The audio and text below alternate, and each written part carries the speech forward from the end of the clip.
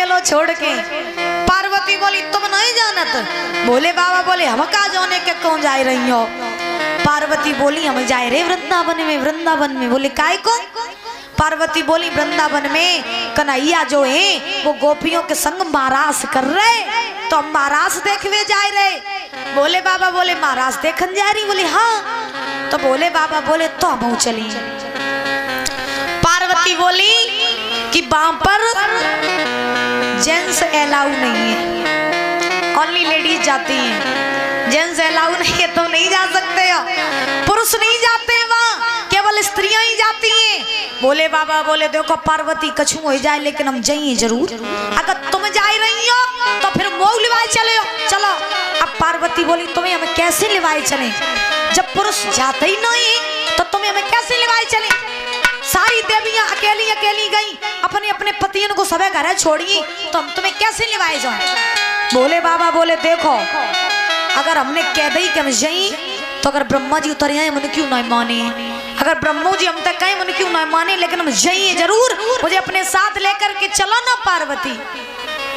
भोले बाबा ने जिद पकड़ ली, और जब महाराज भोले बाबा ने जिद पकड़ी तो पार्वती कहने लगी अब तुम ही बताओ महाराज, अगर तुम्हें हम लिवाए जाइए तो फिर मेरी बेइज्जती नहीं हुई है? क्योंकि सारी देवियां अकेली अकेली गई, अपने अपने पतियों को छोड़ी है, और तुम्हें हम पीछे पीछे लिवाए चले। कितनी बेकार बात था, सो हम तुम्हें नहीं ले जाएंगे, यही रहो तुम। भोले बाबा बोले देखो ऐसो करो, वहां स्त्रियां ही जाती हैं। पार्वती बोली हाँ स्त्रियां ही जाती हैं। तो भोले बाबा बोले तो हमें स्त्री बना ले ना, दिक्कत कहाँ है, हमें स्त्री बना लो। पार्वती बोली तुम्हारी बुद्धि खराब है का? तुम इतने लंबे भोले बाबा, अब मान लियो तुम्हें नहीं, हम साड़ी पहनाए दें, फिर जो तुम्हें एक एक हाथ लंबे जटा जूटे बेचरे कहाँ जाइए, कहाँ जाएंगे ये? इनको कैसे तुम ढकोगे? भोले बाबा बोले देखो पार्वती इतो हम सब कुछ नहीं जानत, लेकिन हम जा जरूर जानत, क्या तुम हमें ले चलो, हम महाराज देखने जाएंगे। भोले बाबा ने जिद पकड़ ली। पार्वती बोली अब जी मानी ना है, सो पार्वती एक साड़ी ले आई, भोले बाबा को साड़ी पहराई दई, और महाराज लंबो घूंघट मार दो भोले बाबा को। आज भोले बाबा नर से नारी बन गए, और महाराज जब नर से नारी बने तो आज भोले बाबा महाराज चलने लगे, आगे आगे पार्वती पीछे पीछे भोले बाबा। पार्वती ने भोले बाबा से कहा सुनो तुम्हें देखो हम लिवाए तो चल रहे, तुम्हें मैंने स्त्रियों बनाए लो, साड़ी पहनाए दई, घूंघट मार दो, लेकिन वृंदावन में तुमसे कोई कछु कात रहे लेकिन बोलियो ना, तुमसे कोई कछु कात रहे लेकिन काऊ से शब्द नहीं बोलियो, क्योंकि अगर तुम बोलिए तो सब पोल पट्टी खुल जाइए। तासो महाराज जो कछु कहिए सो मई कहिए, तुम चुपचाप बनी रही हो। बोले बाबा बोले चिंता ना करो, हम तो चुप कोई कछु कात रहे, हम बोलिए ही नहीं, तुम चलो आगे आगे पीछे पीछे हम चल रहे। आज आगे आगे पार्वती पीछे पीछे भोले बाबा, और महाराज जा रहे हैं। कैसे जा रहे हैं? क्या एक दिन भोले भंडारी और बन के व्रज की नारी वृंदावन आए,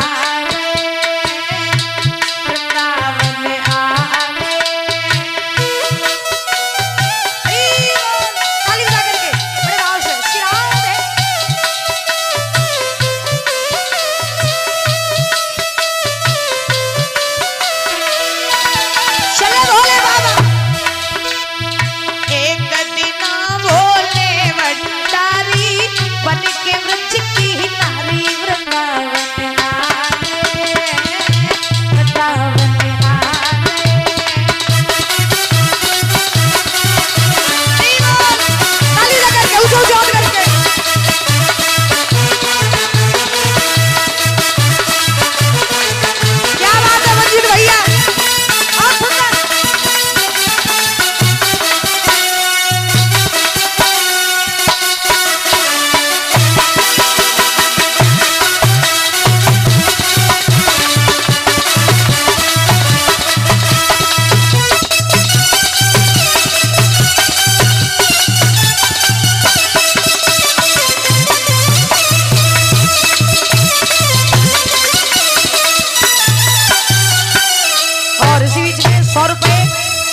अमित प्रताप सिंह गुलाब मंडी देवचरा 100 रुपए, भूरे सिंह गुलाब मंडी देवचरा 100 रुपए, अनुज मौर्य गुलाब मंडी देवचरा 50 रुपए, ब्रजेश यादव कमेटी अध्यक्ष 50 रुपए, अमित यादव कमेटी अध्यक्ष 50 रुपए, सचिन यादव कमेटी अध्यक्ष 50 रुपए, धनपाल यादव कार्यकर्ता। तो आज भोले बाबा चले नर से नारी बन गए और महाराज आगे आगे पार्वती पीछे पीछे भोले बाबा।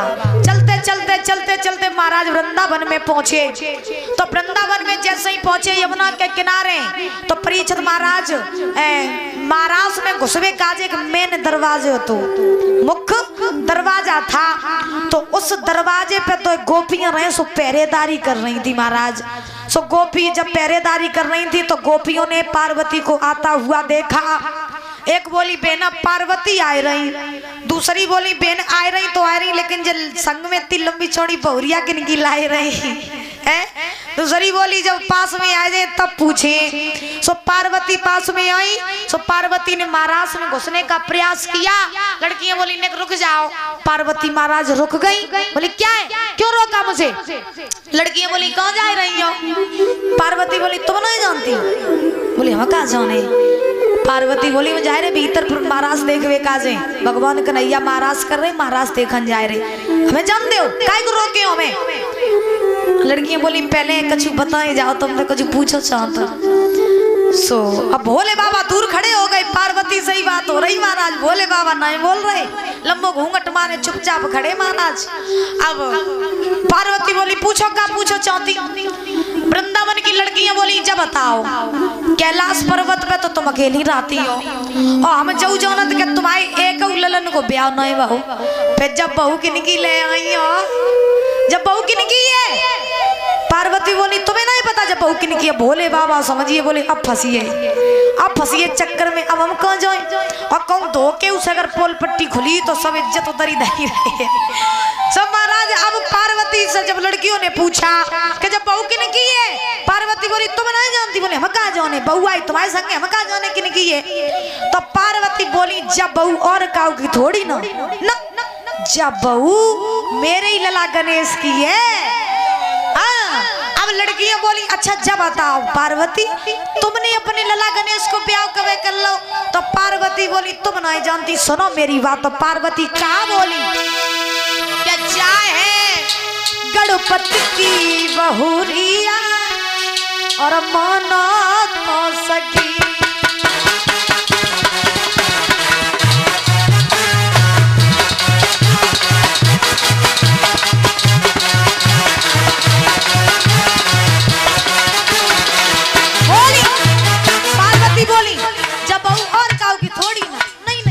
जब बहू मेरी लला गणेश की है। लड़कियां बोली ब्याह कब कर लो अपने लला को। पार्वती बोली सुनो इसी साल बेटा अपने की शादी नहीं बचाई।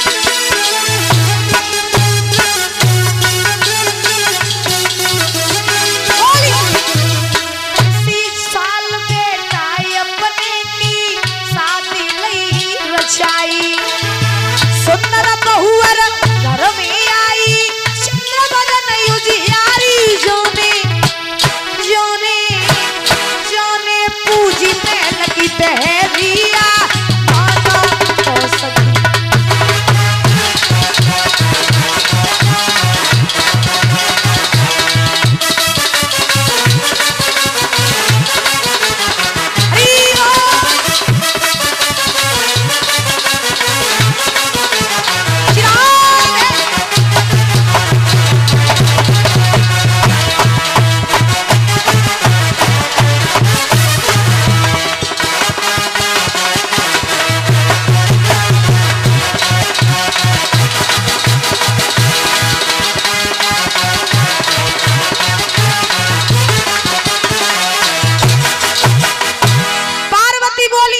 बहू मेरे लला गणेश की है और मैंने जाई साल अपने लौआ को ब्याह कर लो।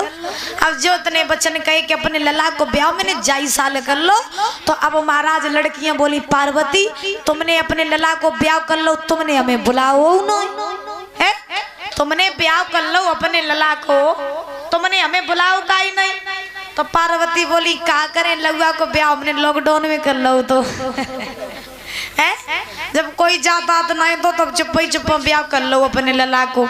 सो जोते बचन गए महाराज। अब लड़कियां बोली पार्वती ऐसो करो क्या तुमने अपने लला को ब्याह कर लो। मोए नहीं बोला कोई बात नहीं, अब तुम और तुम्हारी बहू इन तक आए तो गए ही हो तो ऐसो करो ने अपनी बहुरिया को मुंह तो दिखाई दे। भोले बाबा परिय चक्कर में महाराज पार्वती से बोली अपनी बहू को मुंह दिखाई दे। सो भोले बाबा ने कहा करो कि कस के घूंघट और पकड़ लो। भोले बाबा सोचने लगे कहूँगा सोना हो बाई चांस खुल जाए धोखे धड़े में। सो कस के घूंघट पकड़ लो। पार्वती बोली लड़कियों से कि तुम ज्यादा होशियार बनी हुई हो। बोले काय? पार्वती बोली सुनो तुम क्या चाहती हो कि अपने लौआ की बहू को मुंह तुम्हें दिखाई दे और तुम मुंह देख ले नेक लगे या नेक ऐसे थोड़ी ना मुंह देखो जाइए नेक लगेगा नेक देना मुंह देख लेना और चुपचाप कैलाश पर्वत पे आइयो दक्षिणा दियो मुंह दिखियो काम दिखियो अपना जाएगी कह रहे। लेकिन तुम जाकर अपनी बहू को मुंह तुम्हें दिखाई दे नहीं नहीं या नहीं दिखाएंगे। लड़कियां समझी कि इंदर दाल गले ना है। तो आज महाराज लड़कियां बोली चलो जाओ तुम बहू को मुंह नहीं दिखाई हमें लगा ज्यादा हुर की परी लेके जाओ। अब महाराज पार्वती भोले बाबा को झटक के चली बोले चलिए चलो जल्दी जल्दी काई ना कटवाइयो। सो बेचारे चलो भाई पीछे पीछे बेचारे भोले बाबा चलते चलते महाराज में प्रवेश कर गए।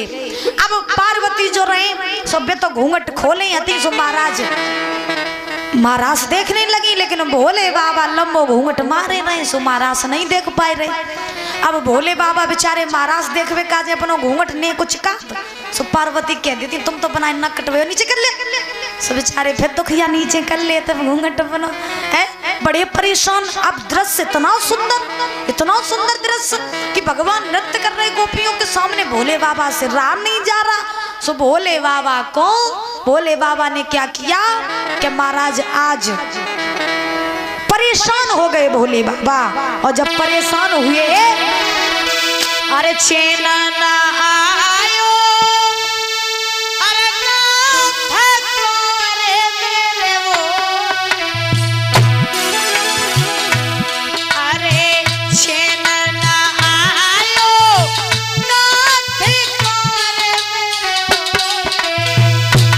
और साड़ी दीनी उतारे जी।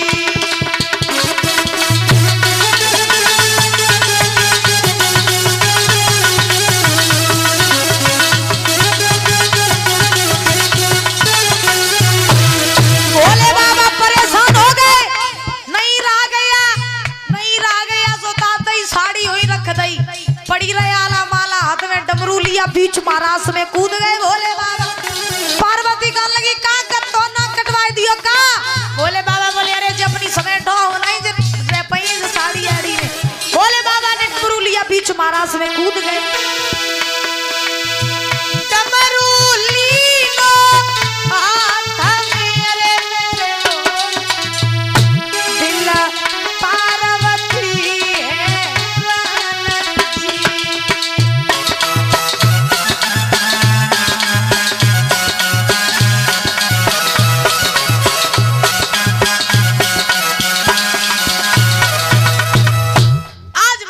रखना। भोले बाबा ने हाथ में डमरू लिया डमरू लेकर के बीच महाराज में कूद गए जहाँ गोपियां भगवान कन्हैया नृत्य कर रहे थे वहीं बीच में जाकर के भोले बाबा अपना डमरू बजाने लगे हैं। तब वहीं पर भोले बाबा का एक नाम पड़ा गोपेश्वर भगवान। बोलिए गोपेश्वर भगवान की बोलिए भोलेनाथ की बोलिए वृंदावन बिहारी लाल की जयकारा तो बोल दे करो मेरी माँ। इतनी अब कंजूसी ना करो बस आज को दिन तो गो ही बस कल गौर रही हो। तो कल दिन में तुम आइयो नहीं रात में तुम सब आइयो तसमैया जोर से जयकारा बोलो। आज कल को दिन और रही हो दिल खोल करके बड़े आनंद से बोले गोविंद भगवान की। क्या बात है। आज महाराज ध्यान रखना भोले बाबा ने ऐसे महाराज किया। भोले बाबा का नाम पड़ा गोपेश्वर भगवान। भगवान कन्हैया महाराज कर रहे। महाराज एक दिन नहीं 2 दिन नहीं परीक्षित महाराज प्रमाण ये मिला है, बल्कि 6 महीने तक लगातार महाराज चलता रहा। 6 महीने के बाद में जब महाराज भगवान ने पूरा किया तो भगवान ने गोपियों से कहा कि हे गोपियों, अब तुम अपने अपने घर जा सकती हो। मैंने जो वचन दिया था तुम्हें वो मेरा वचन अब पूरा हो गया। आज गोपियां चल करके वृंदावन में आई, भगवान भी वृंदावन में आए, बड़े आनंद से रहने लगे। इधर श्री सुखदेव जी समझा रहे हैं राजन परीक्षित, मथुरा में कंस की चिंता दिन ब दिन बढ़ने लगी। कंस सोचने लगा कि मैंने अपने काल को मारने के लिए, कृष्ण को मारने के लिए अनेकों राक्षसों को भेजा, लेकिन कोई मेरे पास में लौट के नहीं आया। किसी ने मुझे ये नहीं बताया कि मेरा काल गोरा है, काला है, कैसा है। अब मैं करूं तो करूं क्या, अपने काल को कैसे मरवाऊं। तब तक नारद जी आ गए। कंस ने नारद जी को सुंदर से आसन पर बैठाला। नारद जी कहने लगे, कंसराज बताओ कोई दिक्कत वाली बात, कोई परेशानी, तुम्हें काया कुमलात वही गाई जा रही है। कंस बोले, महाराज वही है, कहीं चिंता के काल में मर ही नहीं रहो, अब तुम बताओ कि हम क्या करें। तो नारद जी बोले, सुनो हम तुम्हें एक उपाय बताएं, आखिरी उपाय।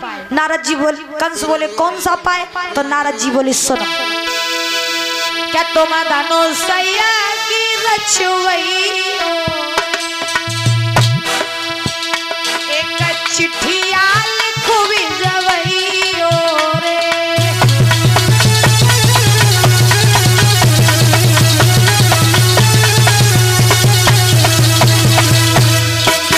नारद बोले कंसराज से, सुनो कंसराज, तुम धनुषया की रचवई रे एक चिट्ठिया लिखो भिजवई रे।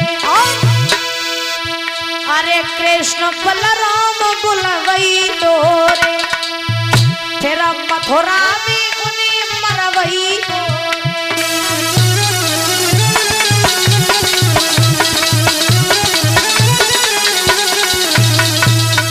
नारद जी बोले, कंसराज तुम अपने महलों में धनुष्य रचवाओ और नंद के लिए पत्र लिखो, और पत्र में ये लिख दो कि हे नंद, कृष्ण बलराम को मैं आमंत्रित कर रहा हूँ, उन दोनों को तुम मथुरा में भेज दो, और जब कृष्ण बलराम मथुरा में आए तो तुम अपने हाथों से उनको मार देना। जो इतने वचन कहे सो नारद की बात कंस को अच्छी लग गई।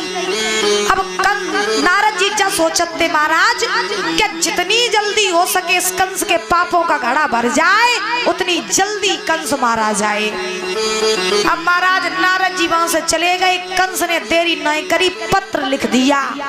पत्र में लिखा कि हे नंद, मैं अपने यहाँ धनुष्य रचवा रहा हूँ, तो कृष्ण बलराम को मथुरा में भेज दो।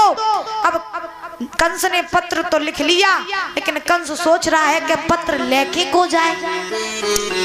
सो महाराज का मैया नींद तो नहीं आ रही है ना, घूंघट में सोए ले तोलो तोलो। हाँ सोई हो ना कोई, और नींद ना तो बता दियो, ठीक मंत्रों के द्वारा भगा देंगे, ठीक है। लेकिन सोई हो ना कोई, मन लग रहा हो कि नहीं लग रहा है, लग रहा हो। बताओ किने किने नींद आ रही, बताओ मैया तुम्हें आ रही। हटो छुट्टी बोले गोविंद भगवान की जाको क्या करिए, हथियार संगे ले जाओ। अच्छा आज महाराज कंस ने पत्र लिख लिया। अब कंस सोचने लगा कि हम पत्र भिजवाएं तो भिजवाएं किसके हाथों। तो महाराज कंस की सभा में रहते थे अक्रूर जी। तो कंस अक्रूर जी जो थे वो वृंदावन में जाते आते रहते थे, नंद से उनके अच्छे संबंध थे। तो कंस सोचने लगा कि मेरा वो पत्र अक्रूर जी ही लेकर के जाएंगे। तो कंस ने अक्रूर जी को बुलाया, जवाब दिया, हे अक्रूर, ये मेरा पत्र ले जाओ वृंदावन में, और वृंदावन में से कृष्ण बलराम को मथुरा ले आओ।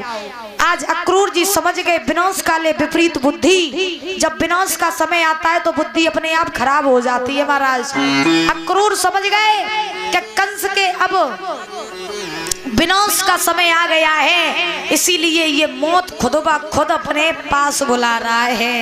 तो अक्रूर ने जवाब दिया, कंसराज सुनो मेरी बात,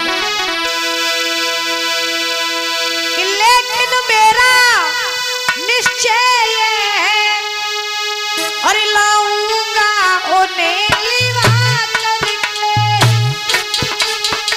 लाऊंगा उन्हें लिवा करके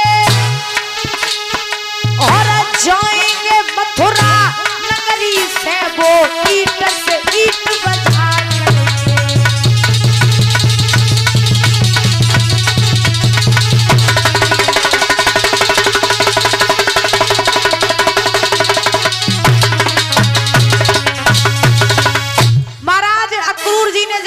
कंसराज, मैं उन्हें लेकर के तो आऊंगा, लेकिन मुझे ये पूरा भरोसा है कि जब कृष्ण बलराम मथुरा में आ जाएंगे तो वो ईट से ईट हो जाकर के जाएंगे, तेरा अंत निश्चित है। कंस ने जवाब दिया, क्रूर पहले लिवाए के आओ, बाद में पता चलेगा कि कौन किसको मारेगा। इसी बीच में ये 100 रुपए विनय प्रधान मल्लापुर से, इनकी फरमाइश है यादव शेर को लोई काफी है। देखिए यादव शेर काफी है, अब अपने अपने ले तो सभी शेर हो, गलत नहीं कह रहे हैं, अपने अपने लिए सब शेर ही होते हैं, लेकिन एक जाति का भेदभाव करना अच्छी बात नहीं होती है।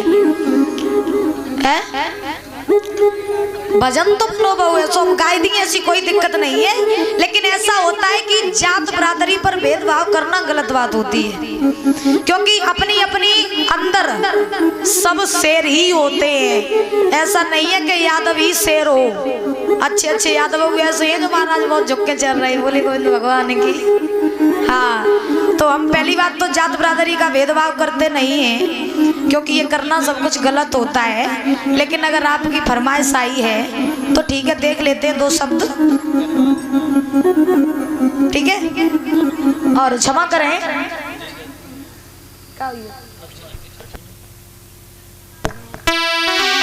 आइए देखते हैं क्या यादव शेर अकेलो ही काफी है, जो लड़े खोल के छाती, यादव शेर अकेलो ही काफी है, जो लड़े खोल के छाती।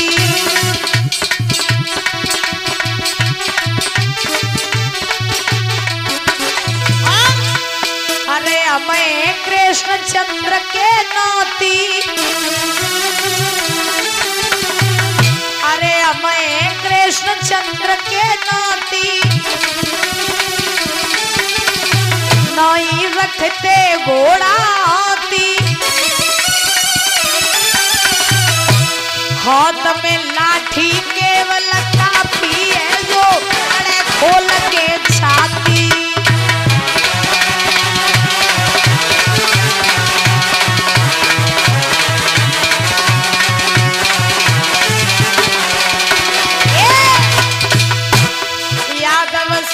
अकेलो ही काफी है, जो लड़े खोल के छाती।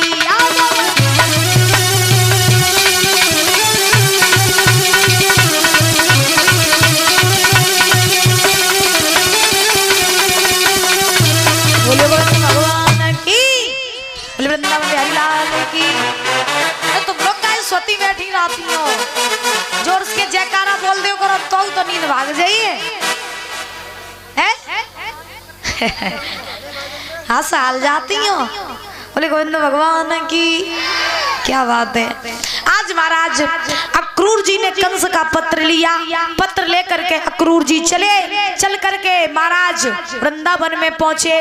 आज जैसे ही वृंदावन में पहुंचे, नंद ने देखा, यशोदा ने देखा, अक्रूर का बड़ा स्वागत सम्मान किया। स्वागत सम्मान करने के बाद में सुंदर सुंदर आसनों पर बैठाला।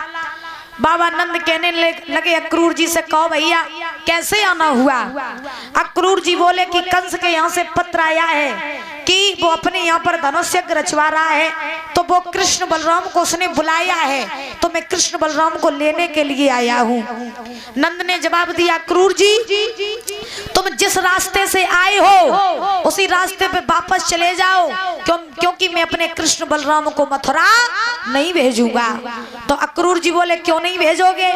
नंद बोले कि ये वही कंस है जिसने बचपन से लेकर के आज तक मेरे पुत्र को मारने के लिए कोई भी ऐसा जतन नहीं किया जो इस कंस ने किया ना हो। अगर मेरा पुत्र पहुंच गया मथुरा में तो ये कंस उन्हें मार डालेगा, इसलिए मैं नहीं भेजूंगा।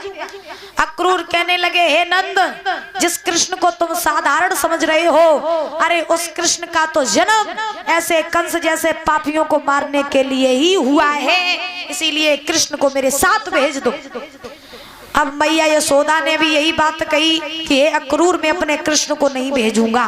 तब तक भगवान कन्हैया बलराम के साथ में आए और अक्रूर को देखा, कहा, कहिए चाचा जी कैसे आए? अक्रूर बोले, हे कृष्ण, कंस ने तुम्हें बुलाया है, इसीलिए मेरे साथ चलो, मथुरा में वो धनुष यज्ञ रचवा रहा है। भगवान प्रसन्न हो गए। भगवान बोले कि हे चाचा जी, अगर मेरे मामा ने मुझे बुलाया है तो मैं जरूर जाऊंगा। मैया यशोदा बोली, लाला तू कैसी बातें कर रहा है, हमें छोड़ के तू मथुरा चलो जाइए। अरे मैंने बचपन से लेके आज तक तो कभी खुद से अलग नहीं होने दिया और तू मथुरा जाने की बात कर रहा है, मैं नहीं जाने दूंगी तुझे। भगवान बोले, मैया आज जाएंगे, कल धनुष यज्ञ देखेंगे, परसों वापस लौट आएंगे, इसमें परेशान होने वाली कौन सी बात है? जिंदगी भर के लिए थोड़ी ना जा रहे, बस 2 दिन की बात है। मैया बोली, तू लाला 2 दिन की बात कर रहा है, मैं तो तुझे 2 पल के लिए भी दूर नहीं करना चाहती हूँ, मैं नहीं जाने दूंगी तुझे। भगवान बोले, मैया चला जाने दो, क्योंकि कहा जाता है क्या जिंदगी में किसी भी रिश्तेदारी में न जाओ, किसी भी तीर्थ पर मत जाओ, लेकिन अगर एक बार मामा के घर चले जाओ तो मामा का घर महाराज सब तीर्थों में से सर्वश्रेष्ठ बताया गया है। मामा का घर जो है वो महाराज सभी तीर्थों में से सर्वश्रेष्ठ बताया गया है। तो एक न एक बार मामा के घर जरूर जाना चाहिए, क्योंकि मामा का घर तीर्थ के समान है। तो भगवान ने समझाया, मैया मैं इतना बड़ा हो गया हूँ, मैं कभी भी मामा के घर नहीं गया, मैया मुझे चला जाने दो। तो भगवान ने जब जिद पकड़ी तो मैया यशोदा मान गई, बाबा नंद मान गए। बाबा नंद बोले, कन्हैया चलेंगे तो हम भी। भगवान बोले, तुम भी चलोगे तो फिर चलो मेरे साथ में। उसी समय महाराज ध्यान रखना, आज सवेरा हुआ, भगवान कन्हैया बलराम तैयार हुए, बाबा नंद तैयार हुए, जो भगवान कन्हैया के खास मित्र थे, सखा थे, वो भी तैयार हुए चलने के लिए। पूरे वृंदावन को खबर लगी कि आज कन्हैया वृंदावन छोड़ करके मथुरा जा रहे हैं। तो भगवान तैयार होकर के जैसे ही अक्रूर के रथ पर चढ़े और जब चलने लगे भगवान, तो सामने से आ करके गोपियों ने रथ घेर लिया। और जब गोपियों ने रथ घेरा, बोले कहाँ जा रहे हैं? भगवान बोले मथुरा। गोपियां बोली क्यों? भगवान बोले कंस का धनुष यज्ञ देखने। गोपियां बोली नहीं जाने देंगे। भगवान बोले आज जा रहे, कल धनुष यज्ञ देखें, परसों लौटे, परेशान काहे को हो रही हो, आगे से हट जाओ रथ के। गोपियां रोने लगी, कहने लगी कन्हैया तुम्हें नहीं पता, तुम आज हमें छोड़ के जा रहे हो, लेकिन मैंने तुमसे इतना प्रेम किया, मैंने कभी तुम्हें खुद से अलग नहीं होने दिया, और आज तुम मुझे छोड़ के जा रहे हो, मत जाओ कन्हैया। क्योंकि गोपियां भगवान कन्हैया से क्या करती थी? प्रेम करती थी। और हमने शायद तीसरे दिन कथा का जब तीसरा दिन था तब मैंने बताया भी था कि प्रेम आत्मा से किया जाता है, और जिसको प्रेम आत्मा से हो जाता है ना महाराज, फिर उसे दुनिया की कोई भी चीज दिखाई नहीं देती है। और अगर प्यार होता है तो तब तो महाराज एक को छोड़ो दूसरे को पकड़ो, दूसरे को छोड़ो तीसरे को पकड़ो। पैसा है तो नो प्यार है, और पैसा खत्म तो प्यार खत्म। और प्रेम में ना पैसा देखा जाता है, ना दौलत देखी जाती है, ना जमीन जायदाद देखी जाती है, ना सकल सूरत देखी जाती है। प्रेम तो बस आत्मा से हो जाता है, और जब प्रेम होता है वह इंतजार होता है। और जब किसी को किसी से प्रेम होता है ना महाराज, तो वो व्यक्ति जो होता है वो प्रेम करने वाले व्यक्ति को देख देख करके भी अपनी जिंदगी काट सकता है। इसे कहते हैं प्रेम। क्योंकि प्रेम में केवल मिल जाओ या एक दूसरे को देख लो, यही प्रेम नहीं होता है। प्रेम तो आत्मा से होता है। तो जिंदगी में अगर करना हो तो प्रेम करो, प्यार मत करो, क्योंकि प्यार करने वाले अक्सर धोखा खाते हैं। बोले गोविंद भगवान की। आज गोपियां कहने लगी कन्हैया छोड़ के जा रहे हो, लेकिन मैंने कभी ये नहीं सोचा था कि एक दिन तुम मुझे छोड़ के चले जाओगे। क्योंकि सुनो मेरी बात, ज्यादा प्रेमी को रुलाना अच्छा नहीं लगता, ज्यादा प्रेमी को रुलाना अच्छा नहीं लगता।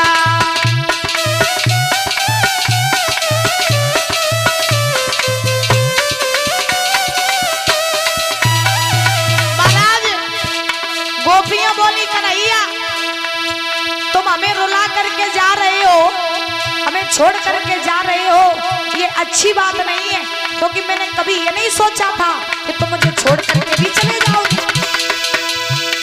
निकलोगे बेवफा तुम, जाना नहीं मैंने, सुनो कह के पीछे हट जाना अच्छा नहीं लगता।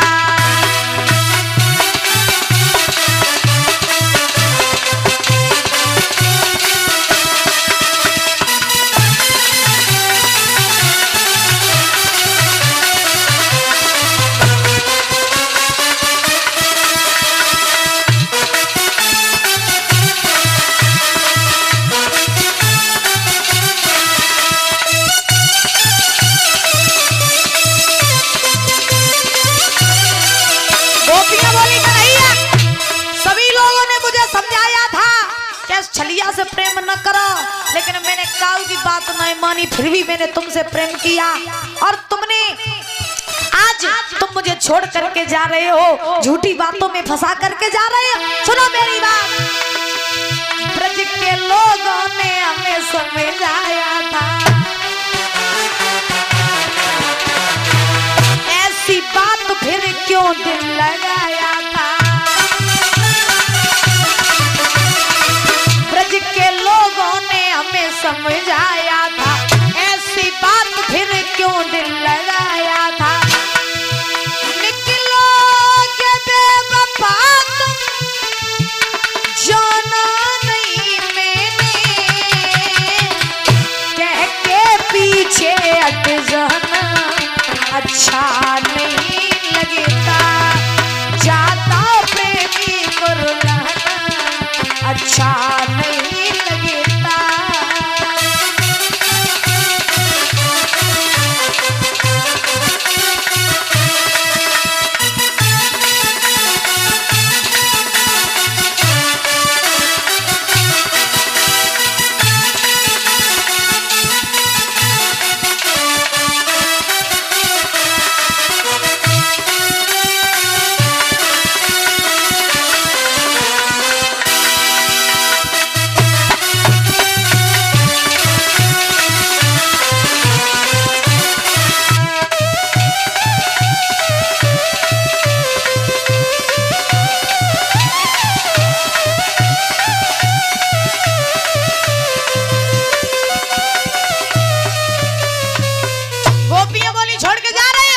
भगवान बोले छोड़ के नहीं जा रहे, आज जा रहे, कल धनुष देखे परसों लौटे, ये काहे को मरी जा रही हो, हट जाओ रथ के आगे से।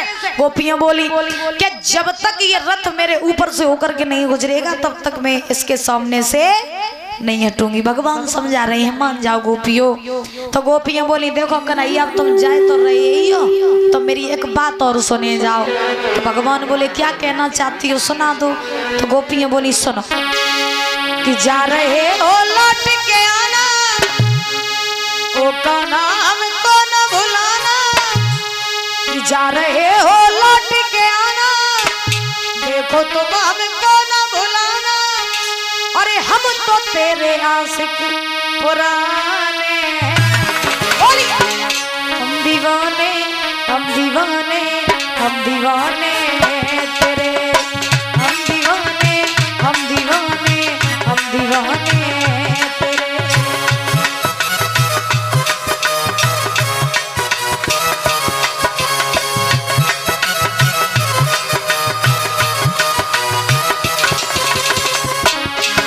जा रहे हो लेकिन मेरी एक बात सुनी जाओ, जा रहे हो लौट के आना, देखो तुम